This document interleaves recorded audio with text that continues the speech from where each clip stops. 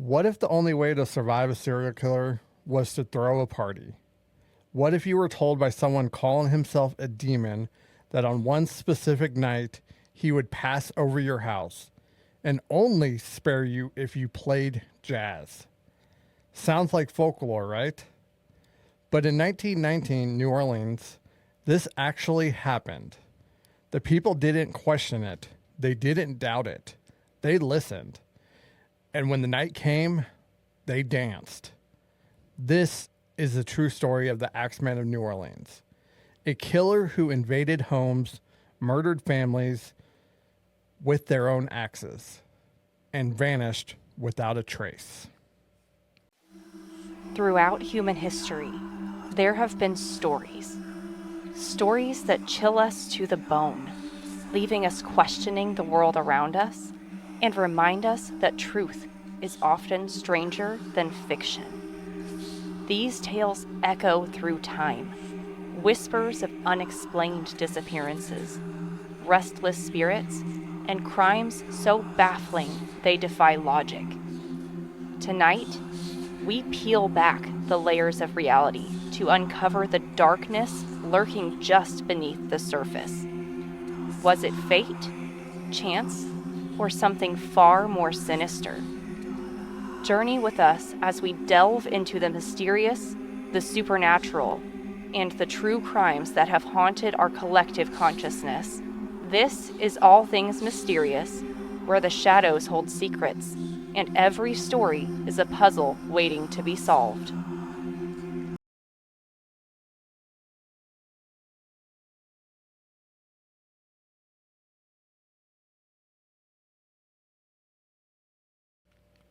New Orleans in 1918 was already a city on edge. The Great War, what we now call World War I, had finally come to an end. Soldiers were returning home, but the celebrations were muted. The world had changed, so had the people. Peace might have been declared on paper, but in the streets of New Orleans, peace was nowhere to be found. Instead, a different kind of war was raging. One with no front lines, no enemy uniforms, and no warning. The Spanish flu had arrived. It crept into the city silently, infecting entire households before anyone realized.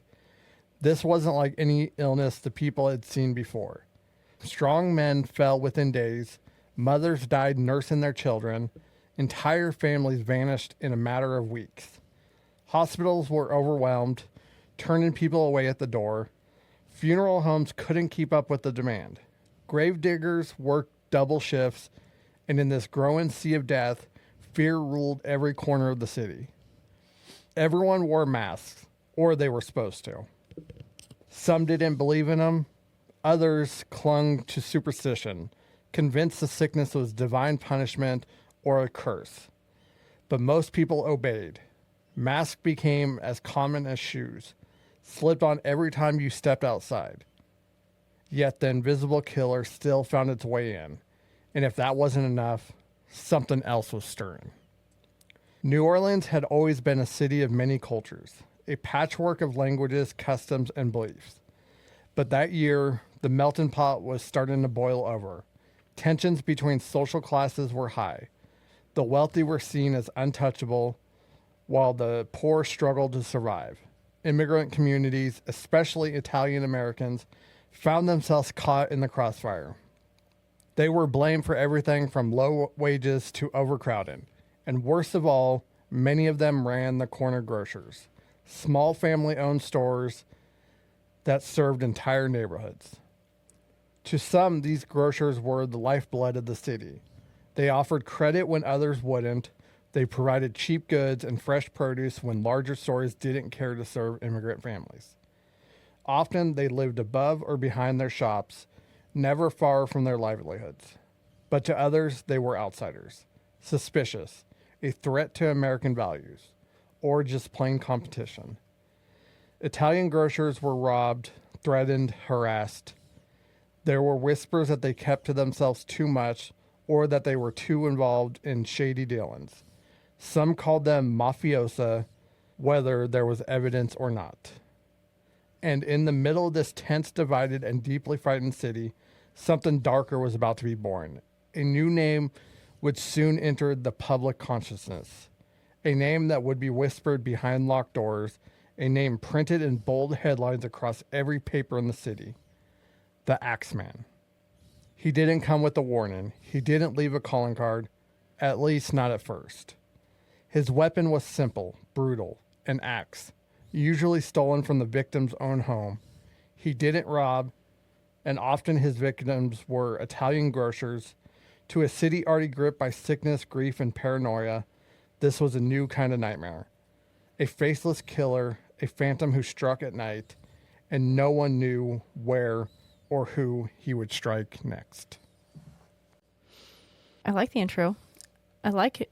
New Orleans is one of those places that, like, I feel like literally anything could happen there and everyone would just be like, that's just New Orleans. Yeah. And it's kind of funny how much, like, you know, obviously we know about the COVID and how similar the actual Spanish flu was. It sounds so similar, too, because some people are like, psh, masks. And, you know, here we are post-COVID for the most part. And sure enough, you know, there were plenty of people that were like, masks don't do anything. And we're like, it's not going to hurt you if you wear one. Yeah, that was the thing that really struck me, was how, like, similar it actually was. Because, you know, obviously during COVID, we had the same people who, you know, did not want to wear a mask and threw a fit about it. And it's not a new thing. It happened, you know, back then too. And that was, you know, 100 years prior to COVID. Well, and even then, I'm a little surprised they actually thought of masks. Yeah. I mean, by that point, masks were pretty common, especially in bigger cities and stuff. But back then, they didn't really have any kind of, you know, this was pre-antibiotics. Exactly. Like, I wasn't sure. I'm not great with history, so I can't remember exactly the timeline of, I don't know, healthcare. Yeah, I mean, they had a little bit, but, like, antibiotics weren't created yet, because I think they were in, like, the late 20s or early 30s. So, I mean, they literally had basically nothing to combat the Spanish flu with. That's why so many people died. That's why, honestly, masks were constantly the only source of way to prevent this, or, you know, because once you had it, you were most likely going to die. Just makes me think of when I just had, you know, the regular flu and how horrible I felt. And just thinking of not having any sort of medication, any sort of medical interference. Oh, yeah. I can easily see how that would wipe out entire populations. Yeah, I couldn't even imagine. I mean, it was bad enough in COVID in, you know, 2020. But now, you know, subtract 100 years from that, back before technology. I mean, it's not like, you know, we had warning that this was coming. Most people ignored it, but we still had warning. Right. We had the heads up if we completely ignored it, but we had it. Back then, at the most point, you know, it really just hit. Yeah. And you just had to deal with it at that point. And the contagion just spread from there. And I don't know how much they truly understood about contagion either. Yeah, I mean, they knew that, you know, mask would help. They knew people get it from other people, and then it spread that way. I mean, but yeah, their knowledge was definitely a lot more limited than it is now. But ultimately, that's not what this is about. Anywho. It was definitely happening around the same time as the Axeman murders, which, you know, it just kind of goes to show that, like, all this stuff kind of happened all at once, and it made things worse, I think, in a way. Well, it kind of, I would think it would, like, break your psyche, because you've got so much to worry about, because you're worrying about your safety in, I don't know, 500 different ways.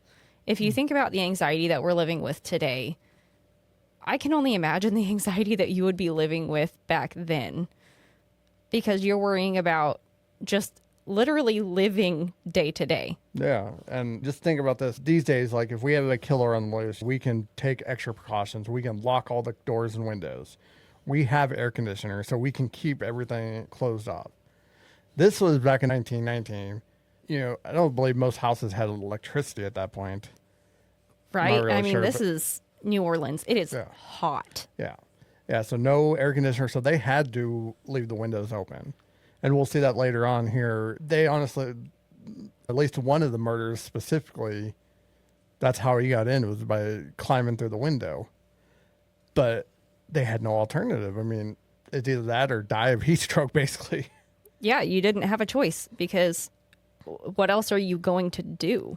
Yeah, so it definitely was just a whole lot of things that kind of mixed together to make this. And I think honestly that's probably what made this story so like sensationalized, especially at the time, was the fact that I think it was more kind of like a distraction almost, because you just coming off of World War One, you've got the Spanish flu, you've got the relations between the Italian immigrants and everyone else, and then you got this Axeman who kind of basically united everybody almost, because no matter if you were anti-mask or pro-mask or anti-immigrant, pro-immigrant, whatever, you kind of had this one thing to latch onto almost and worry about, basically. But At the very least, you could make small talk about the Axeman and your fear of the Axeman. yep. But that unitedness that kind of took over at first didn't last long, because after all, we are just people. So let's start with the first attack. Shall we? We shall.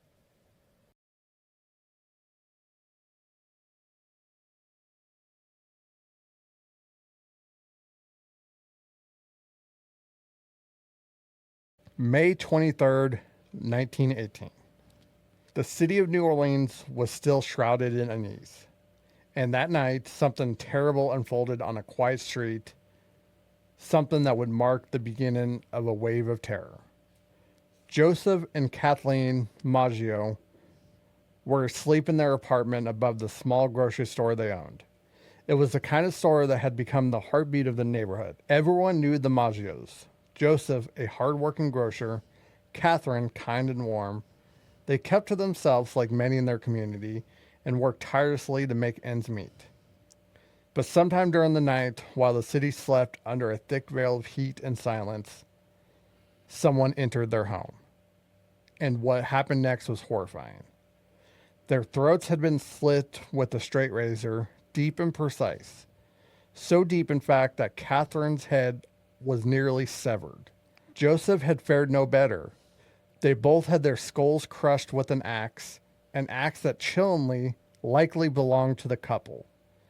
It had been taken from their own home. The attack was frenzied, brutal, personal, and yet eerily silent. No one in the surrounding apartments or neighboring buildings reported hearing a thing, not a scream, not a struggle, not even the sound of footsteps. Andrew Maggio, Joseph's brother, was actually in the apartment in another room. He claimed he had heard nothing until the early hours of the morning, when he thought he heard groaning and walked in and discovered the bodies. Joseph was still alive, but died minutes later. Catherine was already dead. There was no sign of forced entry except a wooden panel had been removed from the back door, carefully, just enough to allow someone to slip inside. Police found the killer's bloody clothes at the scene, which suggested that he changed his clothes after the murder. They also found a few blocks away a message written in sidewalk chalk. Mrs. Maggio is going to sit up tonight just like Mrs. Tony. Police suspected this to reference another attack in 1911 where Anthony and Joanna Sciambra, probably butchering that, were attacked. Her nickname from customers was Mrs. Tony, although this attack is not attributed to the Axeman. And then there was another mystery. Nothing had been taken, not a single valuable. The cash drawer was untouched. Jewelry still sat on the dresser. There was no sign of robbery, no motive anyone could see. And that left the police and the community with a terrifying question. If not money, then why? Investigators soon focused their attention on Andrew Maggio. The razor was found at the neighboring property lawn. It belonged to Andrew, who had owned a barber shop. He was interrogated relentlessly, but in the end he was released. The public, however, wasn't so quick to let it go. Whispers began to spread through the streets. Some said the brother knew more than he was telling. Others began to wonder if something far more sinister was at play. The newspapers picked up the story, splashing the gruesome details across their front pages. The words axe and razor in bold black ink. It was a shocking tale, a murder with no clear purpose, a butcher who came and went like a ghost. The people were terrified, and rightly so. Okay, so we have a murderer who's obviously very smart about how he goes about his, murdering. Mm-hmm. Just more or less sneaks in the back door. Basically, he cuts a wood panel out of the door. Okay. Oh, so he cut it, basically. Basically, yeah. These were like doors, like they kind of were like, the doors that had the frame and then they had like the wood panels inside of them. That makes sense. He cut out one of the small panels. Yeah, it wasn't very big, so he couldn't have been a huge guy because it was a very small panel. That's telling about his size then, you would think. But even then, you have to think about like the mannerism of the actual kill. Because first of all, nobody heard anything. Mm-hmm. Because you would think something that brutal, you would hear something, but I would assume that's maybe why the throats were cut. You still think you would hear something, him hitting him with the axe. I mean, that can't be too quiet of a sound. Yeah, and I mean, he slit her throat, and then he slit his throat, and then he beat them both with an axe. And they believe that he may have done that to try to cover up how he murdered them, I guess. But that didn't make sense because Joseph was still alive. He was alive for a few minutes after his brother found him. Which is just crazy because I'm not sure how you would live through that. Yeah, to get your throat slit and to get your head bashed in. Ugh. The poor guy, honestly, I think I would rather just have died instantly. Yeah, his wife basically did because her throat was slit so much that it basically severed her head. I mean, honestly, this is going to sound really terrible, but at least she went quickly. Yeah. Because that poor guy suffered so badly. Oh, yeah. He definitely did, and it only gets worse from here. For God knows how long. But, like, this was so premeditated. It had to have been, to an extent anyway. That's what's so weird about this, because it kind of almost seems like it was planned, but also it also seems kind of random and, like, frenzied. Because he got the weapons from them. The razor was there because it was Andrew's, because he was a barber. In fact, one of his employees had said that he did bring it home a couple of days earlier. I think he wanted to sharpen it or something. I forgot what the actual reason was. But they knew that was Andrew's, and then the axe was likely owned by the couple, too. Well, and I would assume that pretty much everybody just about had one back then. Yeah, that's just it. Everybody did. But still, I mean, that's kind of... It almost screams like a weapon of opportunity. It's just bizarre. Because if you go into this place, you don't really know what you're going to find there. You might find an axe, but you don't know for sure. So it's kind of like you're hoping that you find some kind of weapon. It almost makes me wonder if he truly was watching people. I don't know. It's so weird. It's like, to me, it almost seems like it's two different people. Like, there's almost kind of like a methodicalness about it. But there's also like that randomness and that like frenziness that comes along with it too, because it would kind of make sense if it was two people, because it kind of contradicts each other. But I honestly don't know. I'll probably need to hear more for me to make any sort of solid judgment on it. Not that, I have any sort of degree on any of this. I just listen to a lot of this stuff, and I honestly don't know what to think yet. Yeah, and judging by your face, it gets worse from here. Great. Well, I mean, yes, there's one part coming up that's going to be really bad. But yeah, it gets more confusing, I would say, would be a good word for it. Both these victims died. So just keep that in mind. Because now we're going to go to attack number 2.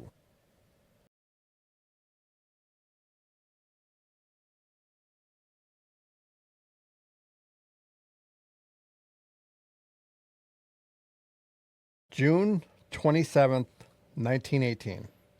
Just over a month had passed since the brutal murder of Joseph and Catherine Maggio, and the city of New Orleans was still reeling.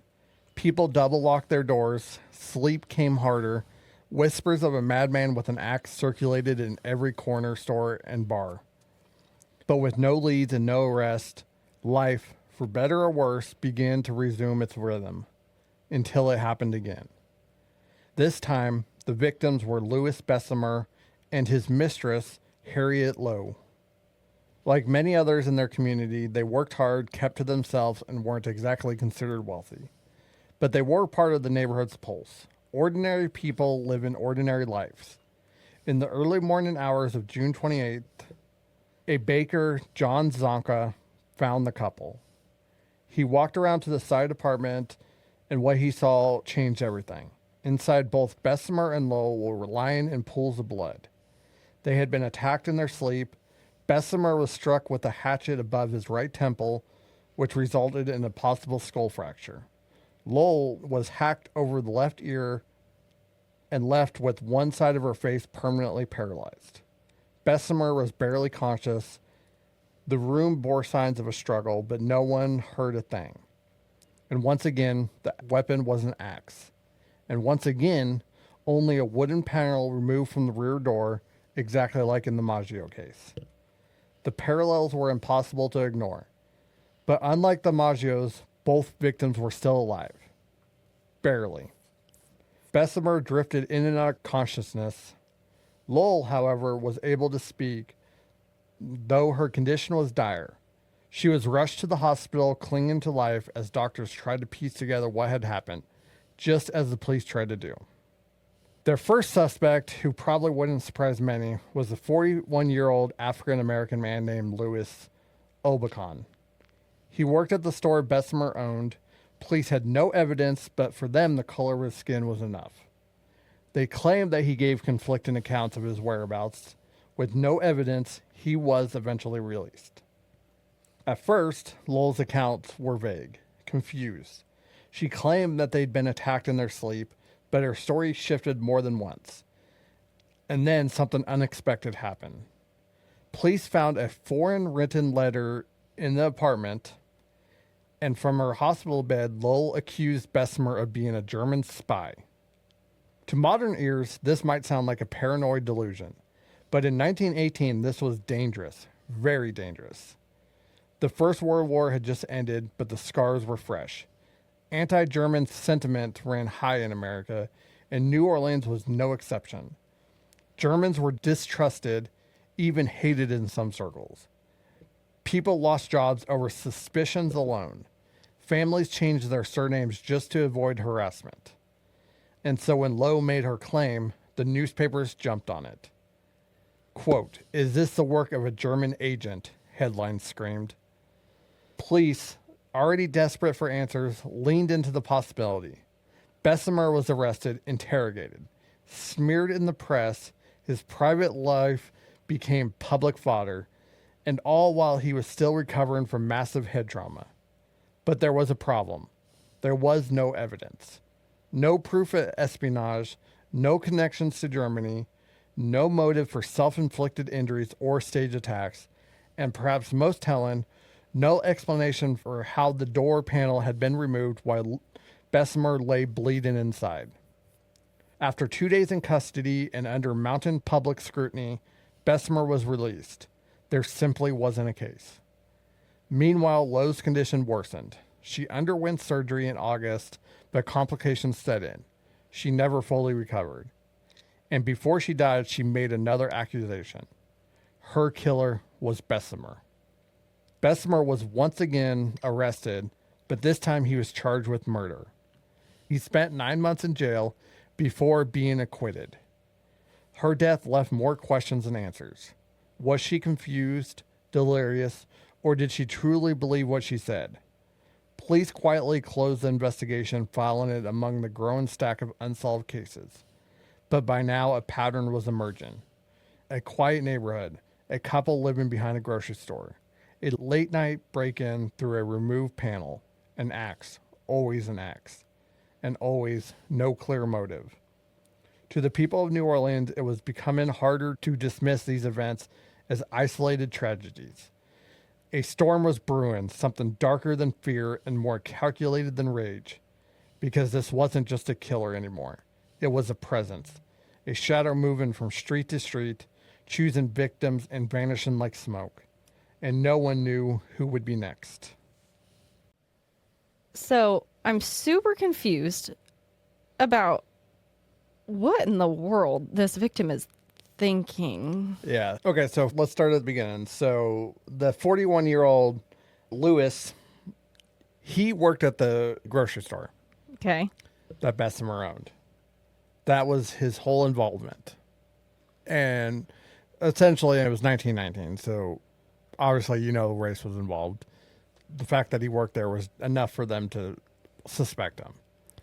And they claim that he gave, conflicting accounts, which eventually he was released anyways because there was no evidence. Which is good. I'm Yeah. glad that they didn't accidentally find evidence somehow. Yeah, I was kind of actually surprised about that. But yeah, he was released. And then Lowell, she had significant head trauma. I don't know. Honestly, I don't understand why the police took much of what she said into account, just because she was really messed up, to say the least. Yeah, she wasn't right. And then when they found that letter, she thought her boyfriend was a German spy. Which they never even really mentioned much else about the letter. All they said it was written in a foreign language, which could be, thousands of different languages. But of course, right after World War One, German is the boogeyman here. But no evidence ever suggests that. He was never connected to Germany or anything like that. But then right before she died, which arguably she was getting worse off at that point, then she claimed that Bessemer killed her or, attacked her. But he was almost just as injured as she was. So it never really made sense to me, because he's going to basically almost kill her and hit himself with an axe too, multiple times. That's what I would do personally. I mean, if he did that, more props to him, because that would take a lot of freaking fortitude to be able to nearly crack your skull open with an axe. I couldn't even imagine. It doesn't make a lick of sense to me. No, but that kind of shows how the police were so freaking they were so in a hurry to blame somebody for this, that they literally would take anything they could get. And he was not the first person. He was not going to be the last person arrested for these crimes. Which, we've seen this before in so many cases where there's such a rush on finding who's responsible that, this person looks remotely decent for it. Got it. It's solved. No, you need to look at all the aspects closely. Yeah. Because you have to be careful and make sure it's the right actual person, because if you're not, you're making it so much worse in the long run. Oh, yeah. And this is one of those things where, public outcry in certain ways can be very good. Or very bad. Yes. And in this case, it was very bad because it put extensive pressure on New Orleans police to find a killer. And they did that. They tried to find anybody they could stick this on. Of course, they never found anybody yet, which we'll talk about that here in a little bit. But later on, they do find someone to stick this on. For a little that's bit. interesting. Yeah. It'll probably make your blood boil a little bit, but God, I feel like there's racism involved. yeah, not nearly as bad. This was probably the most, besides the fact that, most of the victims were Italian immigrants, so technically. Great.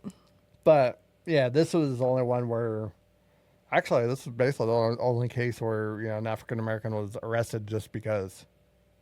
At least the only one that was publicly. So how about we go on to the third attack? Shall we?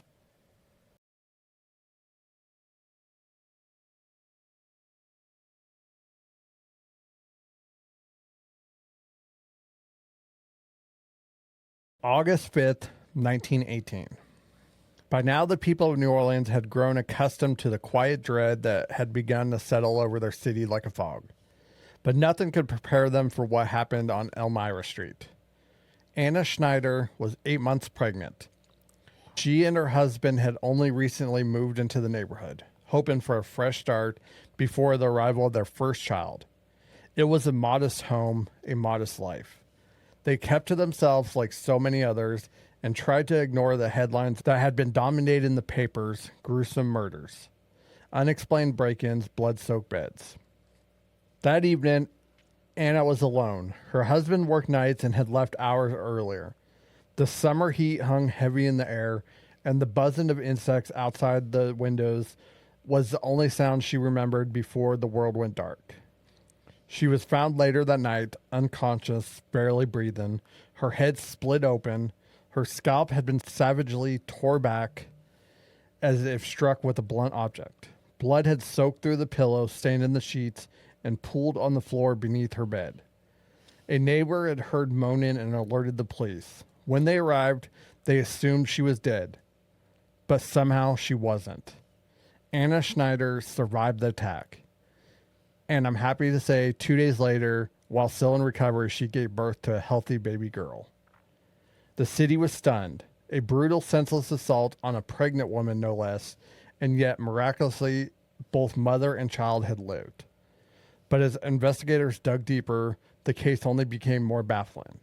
There was no sign of forced entry. The doors were locked, windows closed. Nothing had been taken, not jewelry, not money, not even food. Police believe she was attacked with a lamp on a nearby table. There was no fingerprints, no footprints, no witnesses. Just Anna, broken, bruised, but alive.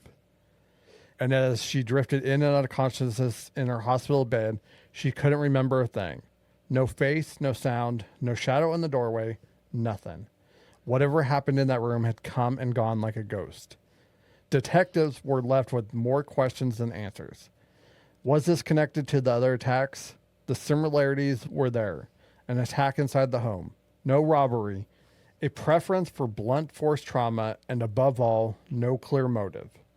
But there were differences too. Anna and her husband weren't grocers. There was no sign of a door panel being removed. Could this have been a copycat?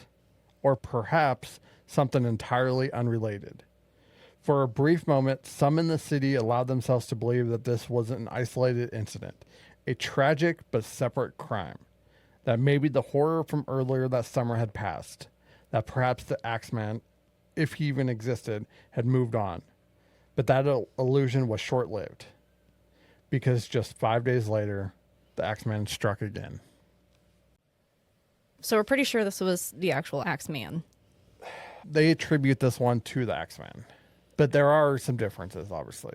He didn't come in through the panel, but it is August, so she most likely had a window open.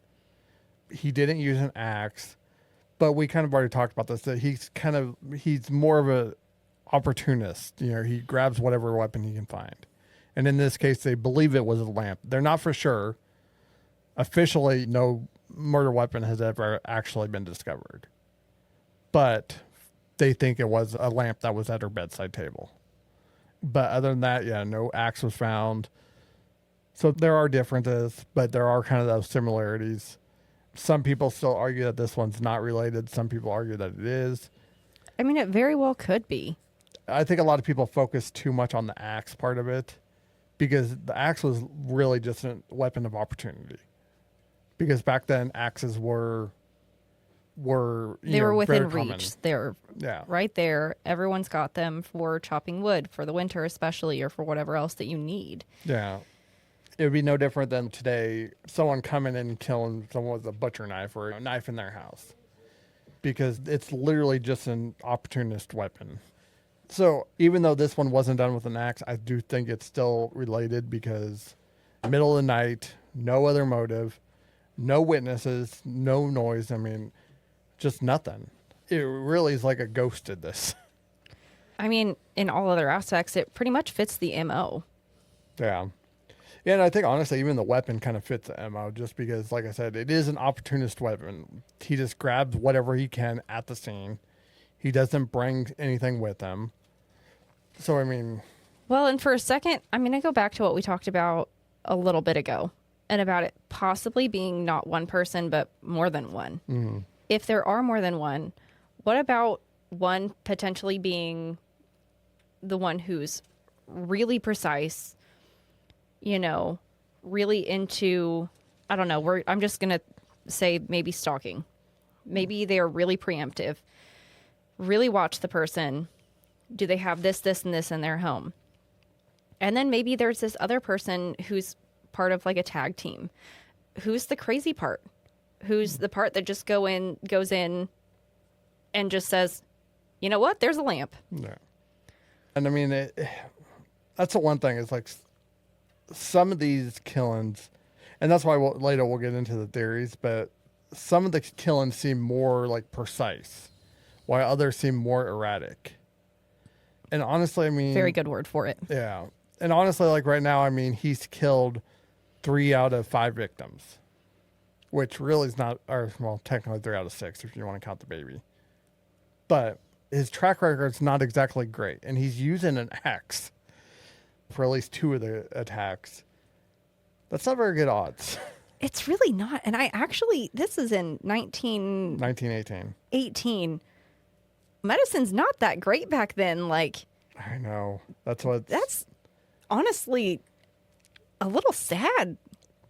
It's an axe, man. You would think that he would have no trouble killing him, but he did. That's why looking back, it's kind of funny because this guy really shouldn't have been that scary. I mean, he's basically at 50% with an axe. He should be at 100%. He's attacking them in their sleep. They can't really fight back. And yet somehow they're living.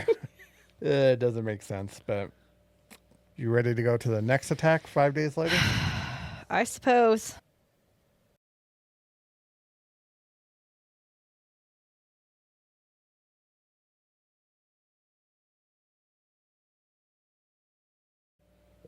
August 10th, 1918.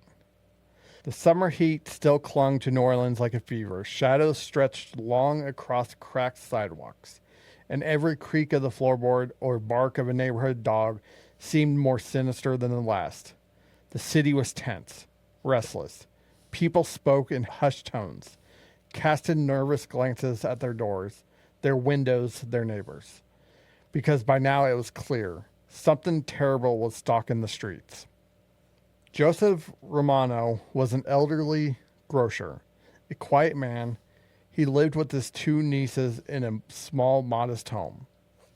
He'd spent decades behind the counter of his grocery store, known to the neighborhood, trusted and respected. He wasn't rich. He wasn't controversial. He was, by all accounts, just a good man nearing the twilight of his life. But that didn't matter to the Axeman. In the early morning hours of August 10th, Joseph's nieces awoke to a sound, faint but unmistakable, a struggle, a muffled cry, then silence. They rushed to their uncle's room and found him still in bed, bleeding badly from a massive head wound. His skull had been fractured, likely from the blunt end of an axe. Blood soaked through the pillow and into the sheets beneath him. And yet, despite the trauma, Joseph was still alive. In a moment that still haunts accounts of the crime, the elderly man managed to sit up. His body trembled with effort. Blood streamed down his face, and for a brief second he looked into the eyes of his nieces as if trying to say something, anything. But then he collapsed. He died 2 days later from his injuries. While Joseph lay dying, his nieces gave police a crucial account, one of the first eyewitness descriptions in the growing wave of attacks. They had seen somebody. A man, dark-skinned and heavy-set, cloaked in darkness. They couldn't see his face, but they saw him fleeing from the home through the back. The killer had vanished before they could do anything, but the pattern hadn't. Once again, an axe was found at the scene in the backyard. Once again, nothing had been stolen, no valuables missing, no money touched, and once again, the point of entry was a wooden panel, chiseled clean from the back door.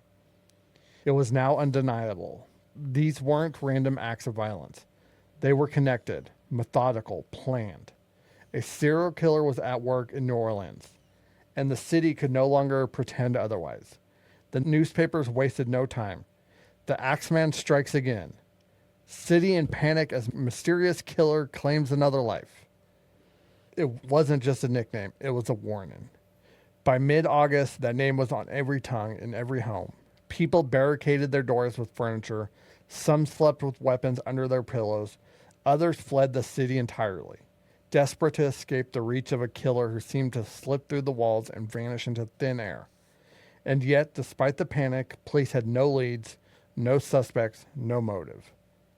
Just the same chilling pattern. A home, often with a connection to groceries, a back panel removed, an axe from the victim's own home, and a life stolen in the dead of night.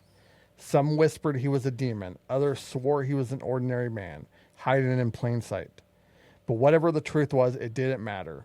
What mattered was this. The Axeman wasn't finished, and everyone knew it. Well, at least he didn't go after the kids, I guess. That's the weird part about this whole thing. Because oftentimes there'll be more people in the house, but he only seems to target one room. For the Maggios, Joseph's brother was in the house in another room, and the Axeman didn't go after him. And then in this case, he didn't go after the nieces. And in a case coming up, we'll see something similar. But he only seems to target like one room out of this whole house, which seems weird to me. That does seem really odd to me, too. Like, I wonder if it's a timing thing, getting in and getting out. It might be, but you would think even if he killed the nieces, he could still escape, because at that point, the nieces are the only ones that seen him. Yeah. Same thing with the brother. I mean, he was the only other one in there, so...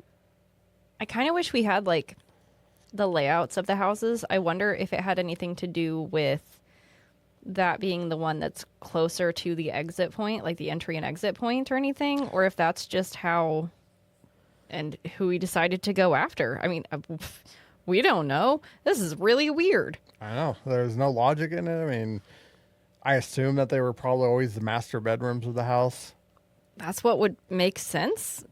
But yeah, it just, other than that, I mean, there's just no rhyme or reason. It just seems like he picks one room with someone in it and then goes after him. I don't know. It's really weird. But I mean, yeah, he didn't attack the nieces. He just attacked him and ran out. But this is the first time that we've actually seen some kind of eyewitness. Which is good and bad. Yeah, because I mean, they didn't really see much. Right. They said he was dark skinned, but yeah, it was dark, so who knows how accurate that is. They did say he was a heavyset man, which doesn't make sense to me because he's crawling through door panels. Yeah. Yeah, so have to be some sort of freaking acrobat to do that. I don't think I could crawl through these little panels that they had, but well, the only thing that would make sense to me is if he like cut the panel and then like maybe reached through a certain way to unlock the door from the inside. As far as I can tell, the door was always still locked. It was just the panel was removed. Maybe he relocked it to make it look locked? I don't know. That would be a lot of extra work for... It would be a lot of extra work, but everything else about this case is super freaking weird, so who knows? I assume the panel's on the door's bottom, so I mean, I don't know if you could even reach that far up. I don't know. But it's weird nonetheless. So we got one more attack for now. We're not even close to being done yet.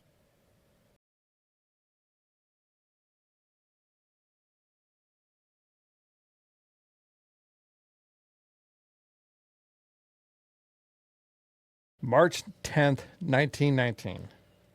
Just across the Mississippi River from New Orleans lies the small town of Gretna, Louisiana. Quieter, smaller, more close-knit than the bustling French Quarter or the noisy streets of New Orleans.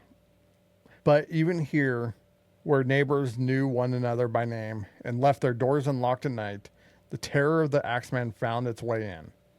This time, the victims were a young couple, Charles and Rosie Cortimiglia, and their baby daughter, Mary, just 2 years old.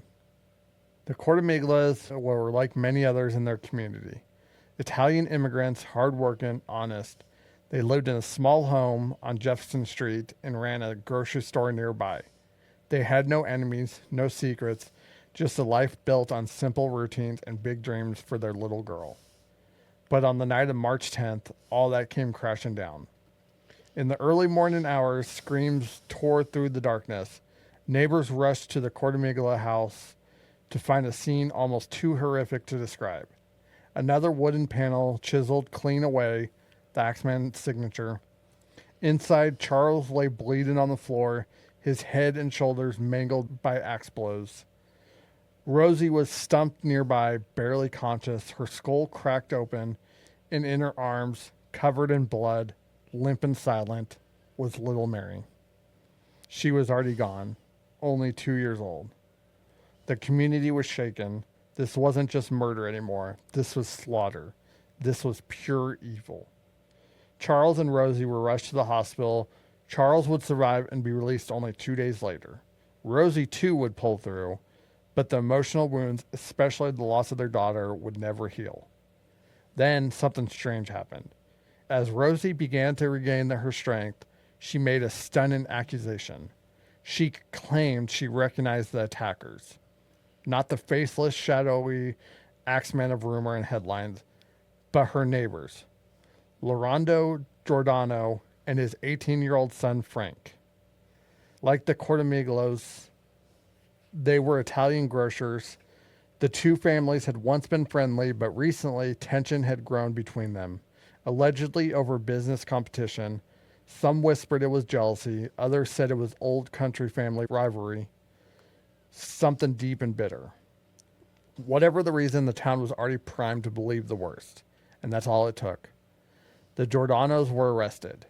Despite their denials, despite having no motive, no evidence, no witnesses, despite the fact that Frank Giordano, just 18 years old, was over 200 pounds and physically couldn't have slipped through the small opening of the door, his father, being 69 years old and in poor health, also couldn't carry out the attacks. None of it mattered. The community wanted answers. They wanted justice. They wanted somebody to blame. Frank and Laurando were tried, convicted, and sentenced. Laurando to life, Frank to hang. But time and guilt have a way of uncovering the truth. Almost a year later, Rosie recanted her testimony. She admitted to accusing them out of spite and jealousy. The recantation changed everything. The convictions were overturned. The Giordanos were freed. But the damage had already been done.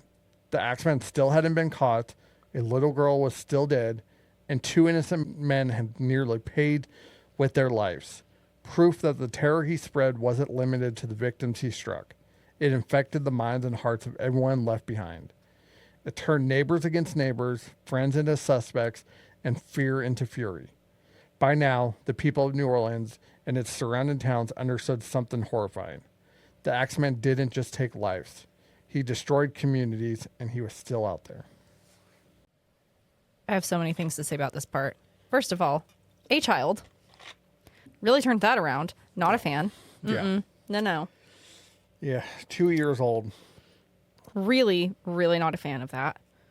Second, you really just decided to name drop your neighbors to sentence them to death because you were... Yeah. And honestly, like, when I first read that, it pissed me off a lot. But I am going to give her a little bit of slack here because, I mean, she went through a traumatic event. Now, I'm not condoning the fact that she, named her neighbors, especially for the reasons that she did. There were some reports that at first she did think that it was them, but then she realized, that she didn't, it wasn't them, and that she did it because she was, jealous. To be fair, there were accounts that said that she just misremembered or, thought that she saw him, that the jealousy and spite thing, some accounts don't say that that's true at all. But unfortunately, that, it's a possibility. And I will say that Charles and Rosie did divorce because he was against her accusing the neighbors. He tried talking her out of it. And then obviously them losing a child together, all that, they did end up divorcing, which really sucks. So, I mean, I will give her a little bit of slack, but yeah, if it was out of jealousy and spite, then that's definitely not cool at all. Luckily, she said something before he was executed because, being executed at 18 years old for a crime that you didn't commit. Just from spite. Yeah. Especially considering he's 18. He's a really big guy.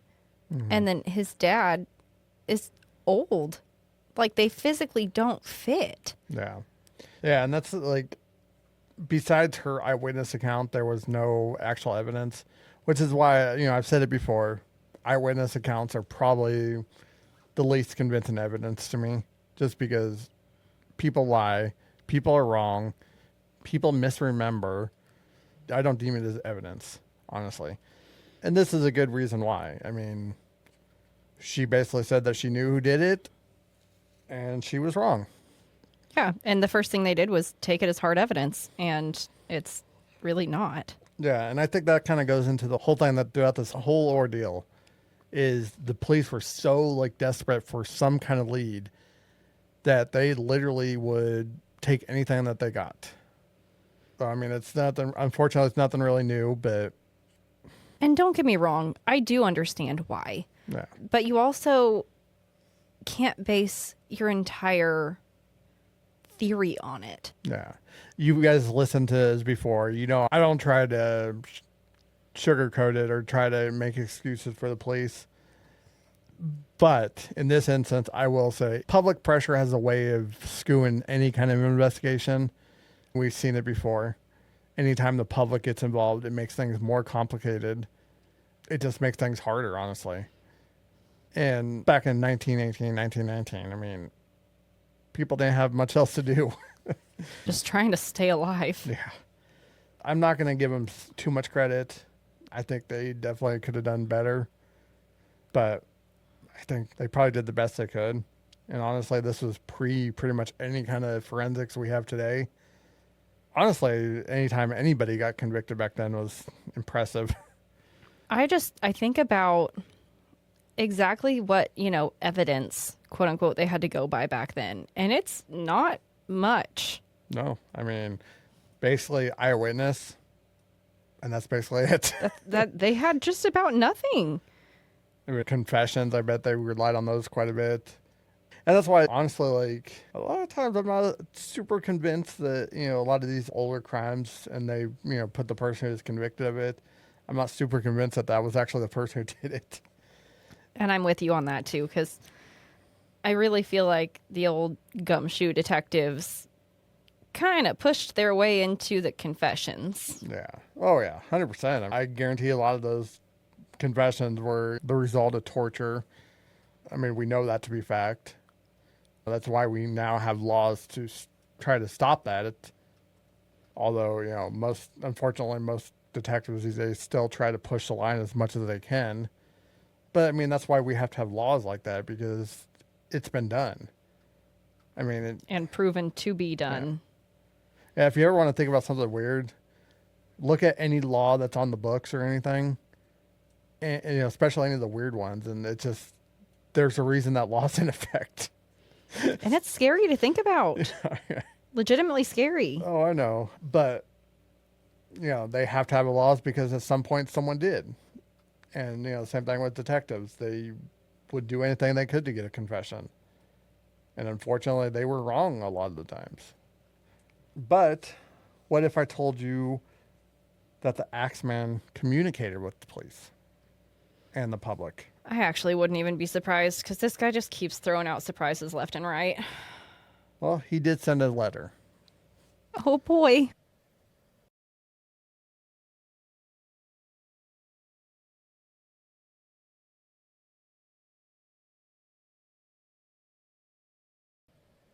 From Hell letter. On March 13th, 1919, the letter was sent to the offices of the Times-Picayune, and I probably slaughtered that. I'm so sorry. It was printed in full under the headline, Letter from the Axeman. Here is what it said in its entirety. Quote, Hell, March 13th, 1919. Esteemed mortal, they have never caught me and they never will. They have never seen me, for I am invisible. Even as the ether that surrounds your earth, I am not a human being, but a spirit and a demon from the hottest hell. I am what you Orleans and your foolish police call the Axeman. When I see fit, I shall come and claim other victims. I alone know whom they shall be. I shall leave no clue except for my bloody axe, besmeared with the blood and the brains of he whom I have sent below to keep me company. If you wish, you may tell the police to be careful not to rile me. Of course, I am a reasonable spirit.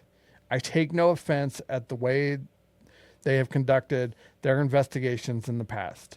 In fact, they have been so utterly stupid as to not only amuse me, but his satanic majesty, Francis Joseph, etc.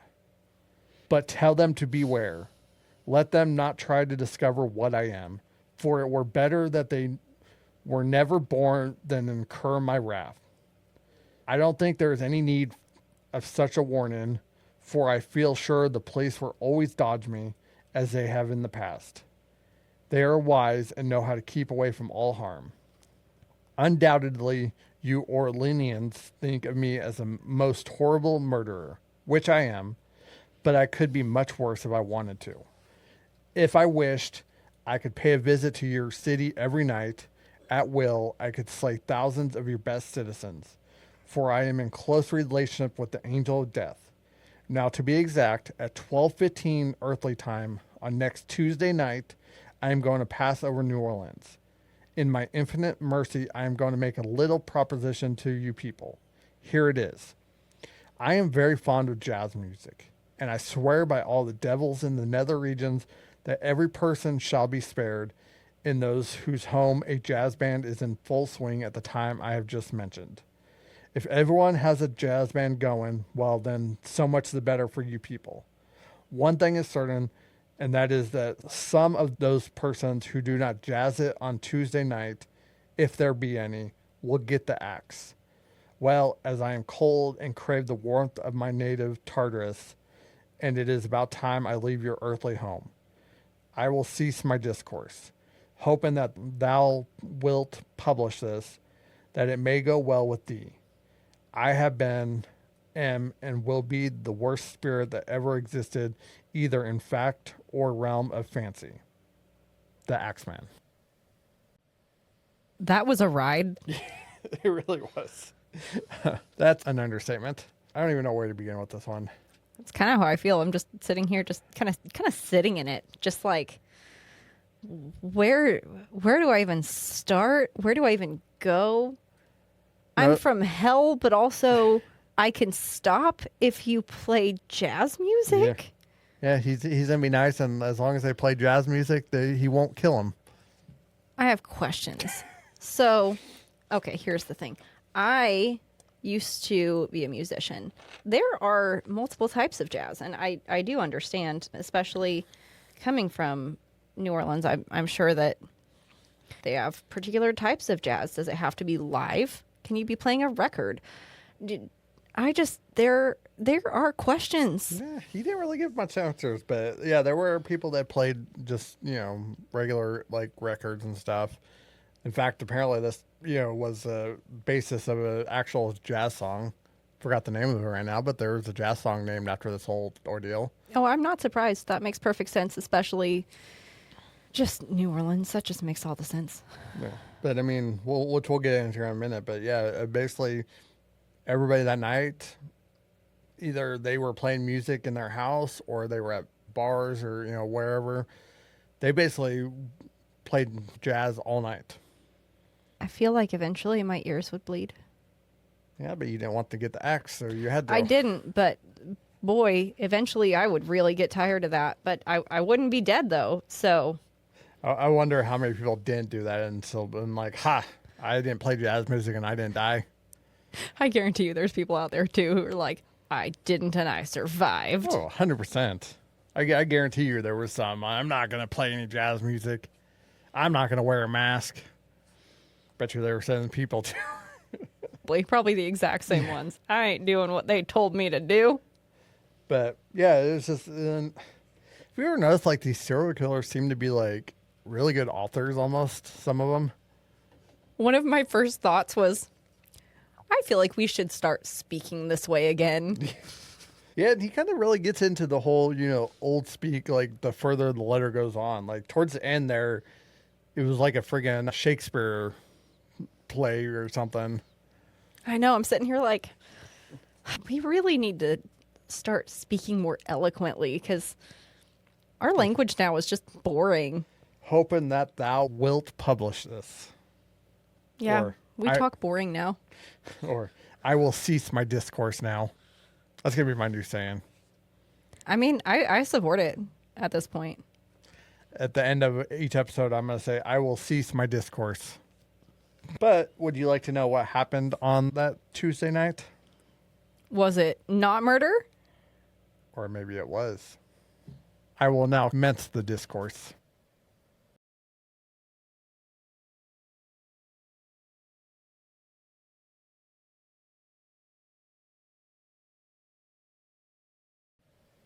Mass hysteria doesn't quite capture it.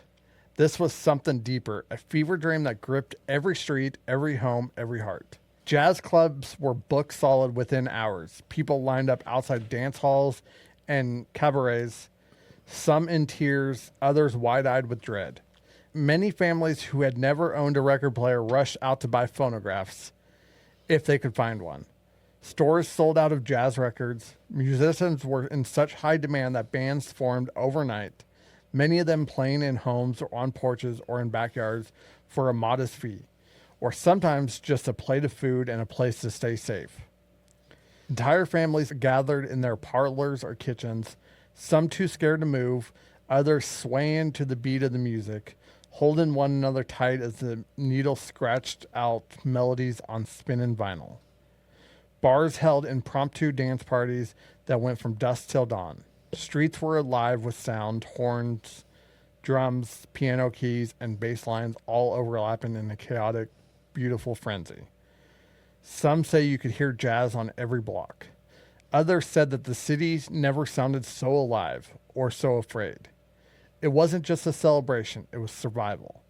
That night, March 19th, 1919, New Orleans didn't sleep, and it didn't stay quiet. The city was drenched in music, pulsing with rhythm and fear. Couples danced with urgency. Children clapped along with the beat. Strangers held hands. Musicians played until their fingers cramped. In neighborhoods where live musicians couldn't be found, people opened their windows and let their phonographs do the talking. Some even borrowed instruments just to pretend, because no one wanted to take the chance. The streets that had been haunted by silence for so long were now echoing with life. And when the sun rose on March 20th, a collective breath was released. No one had died, not a single soul. The Axeman, it seemed, had kept his word. Some doubted that it had ever truly been him who wrote their letter. Maybe it was a hoax, a prank by someone sick enough to exploit the fear. But others, many others, believed. How else could you explain it? A killer who had tormented the city for nearly a year, suddenly silent. A promised massacre completely avoided. Jazz had saved them. For one strange, unforgivable night, music had become armor. The newspapers called it the night the city danced for its life.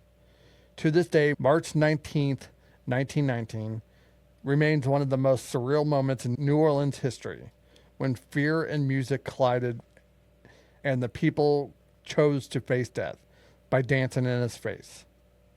But the story doesn't end there, because the Axeman wasn't done. Of course not. I still got 3 more attacks Matthew. and 5 theories. Jesus H. Well, you wanted a deep dive, so we got a deep dive. We did. Good Lord.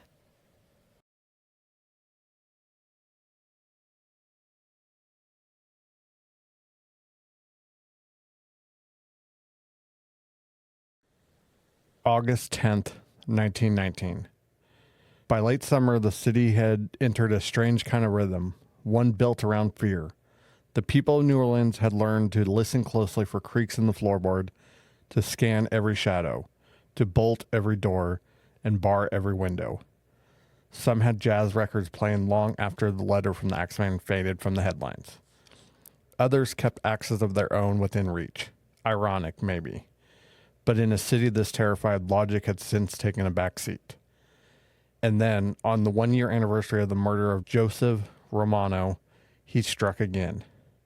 Steve Boca, a grocer like so many others, lived alone in a modest home just blocks from the past victims. On the night of August 10th, something happened. Something terrible. But unlike other victims, Steve didn't scream. He didn't cry for help. He ran outside his home and made it to a neighbor's house, Frank Ganusa, where he collapsed and lost consciousness. Steve's head had been brutally bludgeoned, fractured just above the temple. Blood loss had left him weak and confused. When doctors examined him, they were stunned he had managed to walk at all. And then came the chilling detail that made this case different. Steve had no memory of the attack. Not a flash, not a sound, nothing. One moment he was heading to bed, the next he was stumbling through the street, barely alive. Police rushed to his home where they found signs of forced entry. A wooden panel removed from the back door. It had become a grim signature, a kind of calling card. The Axeman had returned, using the same method he had before, the same eerie precision. An axe was found discarded nearby. Once again, nothing had been taken. No valuables, no money, not even food. And once again, his motive was a complete mystery. The newspapers reported on the story, but the public's reaction had shifted. The terror was still there, but now it was laced with something colder: resignation. The Axeman had become a specter, a myth, a living curse woven into the fabric of New Orleans itself. He didn't just kill, he erased. He lingered, and in the case of Steve Boca, he left a man alive but without answers. For Steve, survival came with a price. He spent the following months recovering physically, but never mentally. His memory never returned, and the idea that a man could be attacked in his own home, lose time, lose consciousness, and walk away with no clue what had happened to him, that chilled the public even more than murder. Because now the Axeman wasn't just a killer. He was a ghost in your house, a presence behind the walls, a nightmare you wouldn't even remember having. And with each attack, whether fatal or not, the question loomed larger. Why? Why grocers? Why this pattern? Why leave some victims alive? And most of all, when would it happen again? Because no matter how many locks were latched or doors reinforced, there was one fear no one in New Orleans could ever shake. The Axeman was never really gone. Steve Boca, he was attacked. No memory. Which kind of actually is interesting if you think about it. Because follow me for a second. What if he's not necessarily trying to kill? He's trying just to hurt enough so that they lose all memories of himself. That's also a possibility, but it also could just be a trauma response. It could be. But the reason I say that is because obviously I know what's going to happen. But it seems like as the killings go, they get more precise. Like, not necessarily that he's trying to kill people. It almost seems like he is trying to injure him. Injure him just enough to where they're pretty bad, but they survive. I feel like in a way that's, well, it's like we talked about earlier. It's like, it's honestly more impressive that they're living. Yeah. But what if he was trying to make them live? Like, what? I mean, because honestly, that's almost more terrifying, is that he's attacking people just to the edge of death, but not actually killing them. It's true, because I would, it's like I said earlier, that's honestly scarier, is the suffering after. Yeah. Yeah, and I mean, it almost seems like that's what he's trying to do. Like, he's trying to prolong their suffering. Because in normal serial killer cases, the first few victims are the ones that survive, or, you know, at least aren't as bad, and then it like progressively gets worse. Yeah, and in this one, it seems like it's almost the opposite. It feels like the first ones were like, oh, I went too far. Hold on. Yeah, and then it almost seems like he's dialing back each time. Like, it's not getting as severe. Like, almost more precise. But it's weird. It's like, it really does seem like he's trying for them to survive. Which doesn't make any sense, really. No, it doesn't. But to me, it almost makes it more scarier, because he's trying to inflict the pain. He's not trying to murder. He's trying to hurt. Which is terrifying. I don't know. It's Because that's the one that always like kind of unsettled me a little bit is the fact that not all of his victims died, and then it seems like his first kills were more brutal than the ones, It sure seemed like it because those first couple were like, her head was almost completely cut Yeah, off. yeah, he's cut their throats and beat them with an axe. And then now it's like, I kind of beat him. Yeah. And just to clarify, because I know it's a little confusing, he did not use the sharp end of the axe. He used That the makes blunt sense, blunt end of the axe on all these victims. I should have specified that, but yeah, so it's I not, figured since they weren't dying. yeah. But still, I mean, I don't know. It just seems like he's getting more precise. Like his end game is to make him survive. And like I said, this is almost more terrifying because he survived and he has no memory of the attack. Which not only is he making them suffer, but he's also taking their memories from them, which, the fact that he's already almost considered a paranormal entity is kind of more terrifying, honestly. And that just fits right in with, I don't know, the culture of New Orleans. Yeah. But you want to hear about the next victim? You know what? Sure. Sure.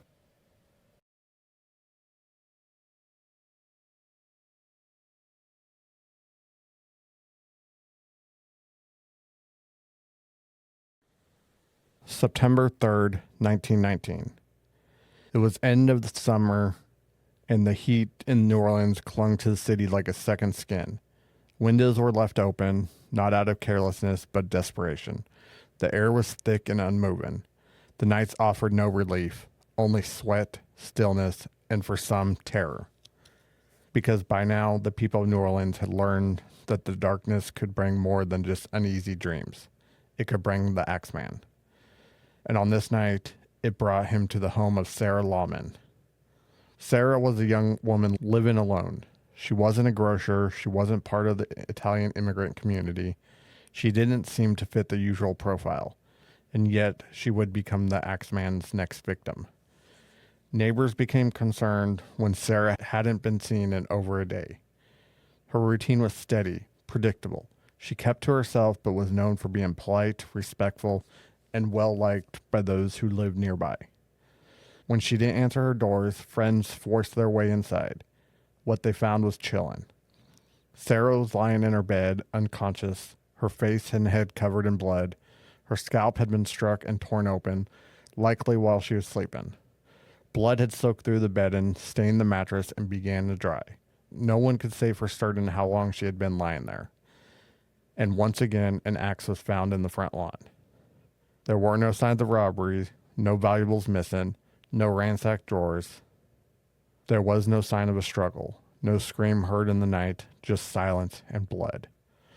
But Sarah, incredibly, was still alive. She was rushed to the hospitals where doctors worked to stabilize her. In time, she would recover physically, but like Steve Boca before her, Sarah could recall almost nothing about the night she was attacked. One moment she was settling in for bed, the next she was waking up days later in a hospital room, surrounded by faces she barely recognized. Police were baffled. Once again, the same eerie hallmarks were present. A nighttime attack, an axe used as a weapon, but Sarah didn't match the pattern. She wasn't a grocer. She wasn't tied to the earlier victims.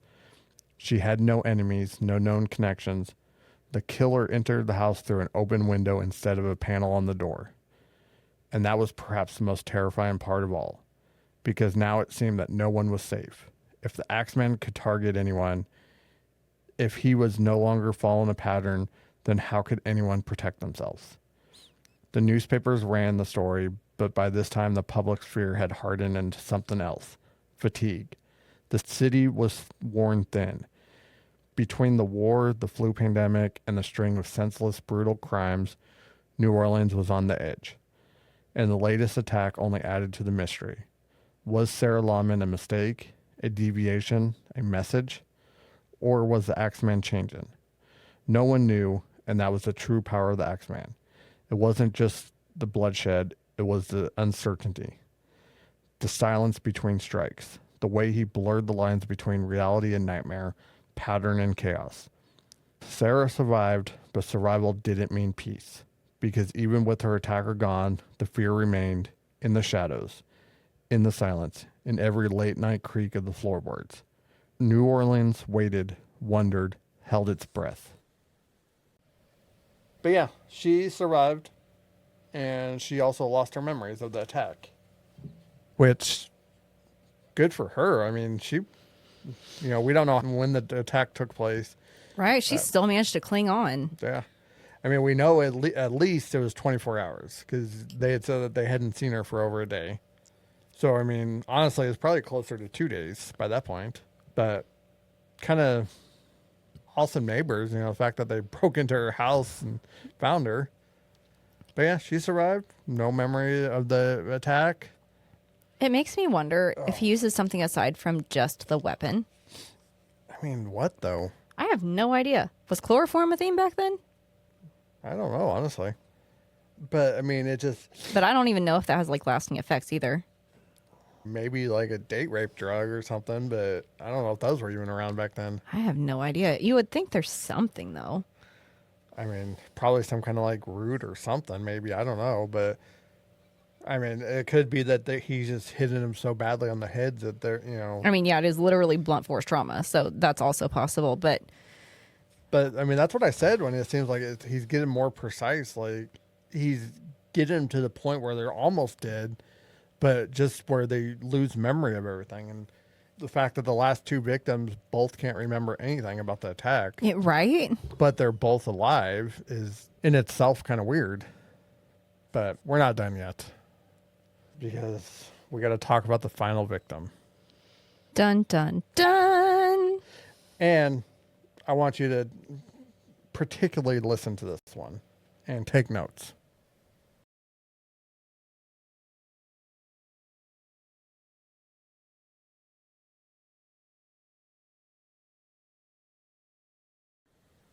October 27th, 1919. The nights were growing colder, but fear still hung heavy in the air. New Orleans had spent the last year looking over its shoulder, locking its door, watching windows, listening for the sound of footsteps in the dark.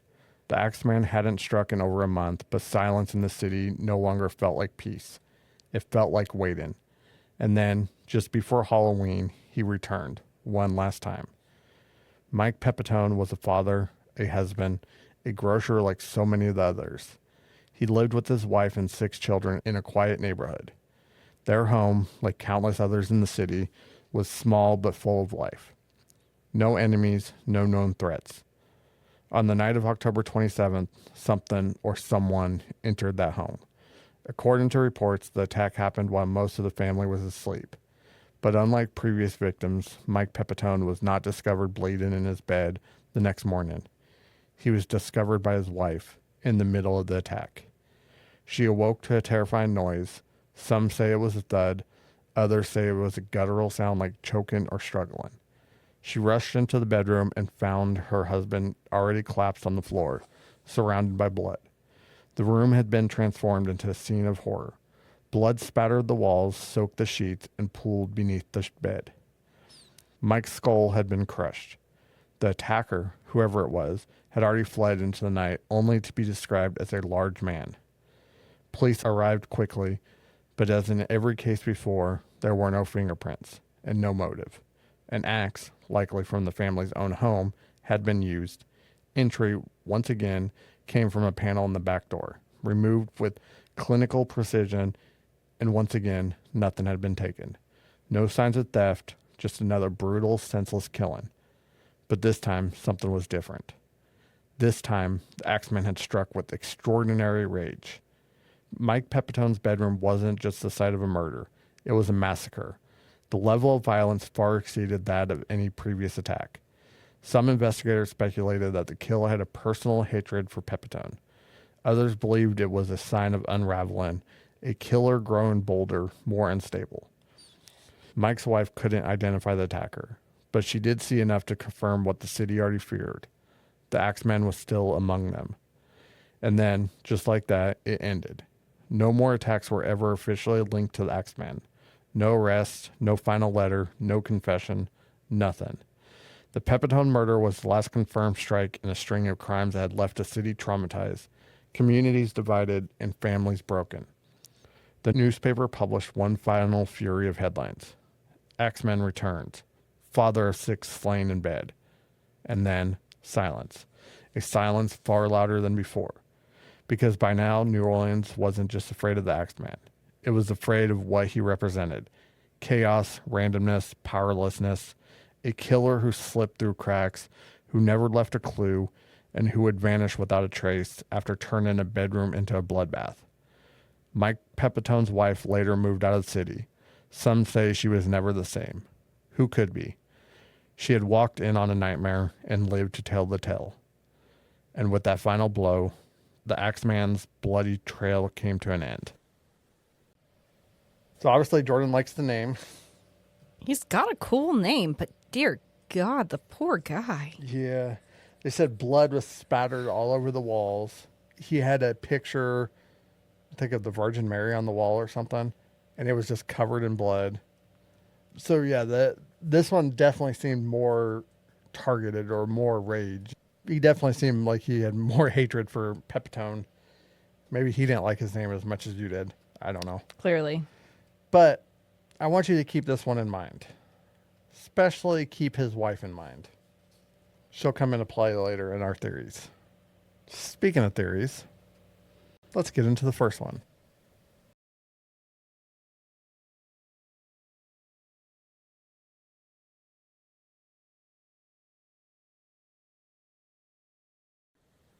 Theory 1. A mob enforcer. One of the earliest and most persistent theories surrounding the Axeman of New Orleans is that he wasn't simply a madman. He wasn't a phantom or a thrill killer, but a professional, a mob enforcer, someone carrying out hits for the Italian Mafia, not for pleasure, but for business. Let's break it down. Nearly all the Axeman's victims were Italian immigrants, more specifically, Italian grocers. These small family-run shops were vital to the neighborhoods they served. They offered fresh produce, bread, household staples. Many of them ran credit tabs for the neighbors and often lived in apartments above or behind the stores. But during the early 1900s, those very same businesses were being targeted by extortion rings tied to the Sicilian Mafia. These criminal groups, often called the Black Hand, demanded payments from local merchants. In exchange, they offered protection. Of course, if they refused to pay, the protection quickly turned into a threat. Your shop might be vandalized, your family harassed, or worse, you might disappear. So the theory goes like this. The Axeman wasn't a random killer. He was a message, sent from the top to punish grocers who refused to pay tribute to organized crime families operating in New Orleans. The brutality, the axe, the blood-soaked walls. That was all part of the intimidation. Something so savage, so public, that it would send a ripple of fear through the entire Italian-American community. Something that said, look what happens when you don't fall in line. Even the Axeman's signature, chiseling out a panel from the back door, could be seen as symbolic. A way of saying, you can't keep us out, we'll always get in. And the fact that many of the attacks occurred in the early hours while the victims slept, that tracks with mob tactics. Maximum vulnerability, minimal resistance, maximum impact. But here's where the theory runs into trouble. First, the killings were too brutal. They weren't surgical or professional. These weren't precise gunshots or clean assassinations. These were frenzied, rage-filled attacks with a household axe, often the victim's own. The crime scenes were chaotic, the murders sloppy. Second, nothing was ever stolen. Not a single dollar, not a watch, not a cash register touched. If this was a mob shakedown or punishment for resisting one, why not at least take something to send the message home? Third, organized crime thrives on control. It operates best when people are scared, yes, but also compliant. The Axeman didn't create compliance. He created chaos. He terrified the public, drew media attention from across the country, and humiliated the police. For the Mafia, all that would be bad for business. Mob hits were supposed to be discreet. The Axeman was anything but. Still, the theory can't be completely dismissed, because there's another layer to this. The Italian American community was both targeted by the Axeman and scapegoated by the rest of the city. After the attacks, many Italian men, especially those in the grocery trade, were arrested or accused without evidence. Some were even convicted, only to be later exonerated. Suspicion fell on their entire community. So was the Axeman a tool of the Mafia, or was he a convenient excuse for an already prejudiced society to further isolate immigrants? Or maybe, just maybe, he was something else entirely. Because if it wasn't the mob, then who was it? I have to agree with you. There's not anything, and a lot of them, if any of them, didn't remember anything. Yeah. So if they're not remembering anything, what kind of point are they really truly getting across? You could argue that they knew who it was, they just didn't say anything because they were scared too. That's true. But again, the problem with this theory is the fact that not every one of them were Italian grocers. Sarah was not Italian or a grocer, but it just doesn't make sense. Usually mob hits are more precise and they don't want to get caught or cause public attention. So the fact that this created widespread public attention, it doesn't feel like a mob thing to me. No, mob's always been clean kind of gunshot kills, and this with an axe doesn't scream anything of that sort. Yeah. Especially going in with the door panels, it's going to be louder than that. Yeah. And that's the least likely theory, I think. But let's go into the more likely theory, but also not the fun theory.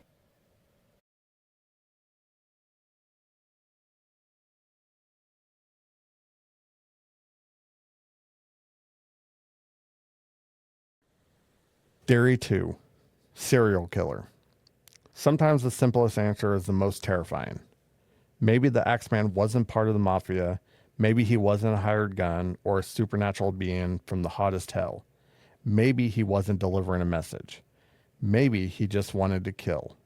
This theory, arguably the most grounded, suggests that the Axeman was exactly what we would call him today, a serial killer. A deeply disturbed individual driven not by revenge or profit, but by compulsion, by impulse, something broken inside of him that he could no longer control. This view paints the Axeman as a disorganized offender, a term used by modern behavioral profilers to describe a type of killer who acts erratically, violently, and without clear planning. Disorganized killers don't follow rigid rituals. Their attacks are messy, impulsive, and often vary in method. Sound familiar? The Axeman didn't have a single signature, aside from his tool of choice. Yes, he used axes. And yes, he chiseled panels from doors. But the rest? Inconsistent. Some victims were killed instantly. Others survived. Some were attacked alone. Others were part of couples or families. Some were in their 20s. Others were elderly. Some lived in the heart of the city. Others on the outskirts. These inconsistencies don't make him less of a serial killer. In fact, they align exactly with what we know about certain psychological profiles today, particularly those who escalate quickly. Killers who are driven by an internal urge that grows stronger each time. For them, the act of killing isn't the climax. It's the release. The violence isn't strategic. It's emotional, frantic, personal. And here's where it gets even more disturbing.